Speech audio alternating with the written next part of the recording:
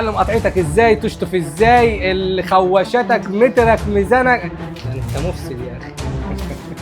دي بتاعت الحمام برضه جميله وشياكه الشياكه بصراحه حلوه، ذوقهم كان حلو. صباح الفل يا رجاله. معلم عامل ايه؟ بص مشروع جديد بقى وتحدي جديد، متعودين على الجمدان وان شاء الله عايزين نعمل حاجه جامده في الموقع ده برضه ان شاء الله يا باشمهندس. بص احنا هنا الكلاينت هنا كان يعني ذوقه ما شاء الله جميل جدا.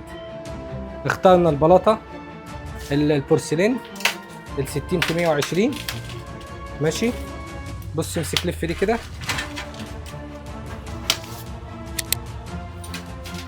دي بتاعه الارضيه. ايوه بس لمعه يعني تحفه ما شاء الله بصراحه جميله جدا. بص انا عندي نوعين ونوع ديكور. ادي نوع ماشي، النوع ده اللي هيركب معايا في الارضيه بتاعه الموقع بالكامل، غرف، ريسبشن، طرقه، كل حاجه تمام. وهيركب معايا في الحوايط بتاعه المطبخ كلها. الاشيك والاحلى طبعا ان كلها تطلع حته واحده مع رموس واحد بميزان واحد بقصه واحده، انت فاهمني؟ صح. دي معانا الارضيه الحيطه كلها بتاعه المطبخ، الحائط كلها ده يلف بالعمود بكل حاجه ماشي. تمام. ده البلاطه دي. وهنا ماشي. اقلب هات البلاطه. لا مش دي، هي دي بقى بتاعه الحمام ماشي. ده انت مفسد يا اخي. دي بتاعه الحمام برضه جميله وشياكه الشياكه بصراحه حلوه، ذوقهم كان حلو. بص دي ال 30 في 90 دي هتركب معايا في جنب الشاور وهتركب معايا في الخوارنقات.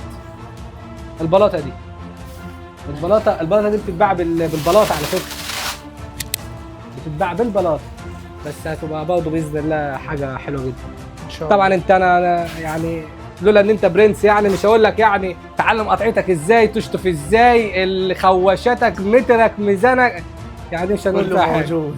ماشي. بص الحمام البلاطه البورسلين اللي احنا مختارينها للحمام خلاص دي بتاعت الحمام.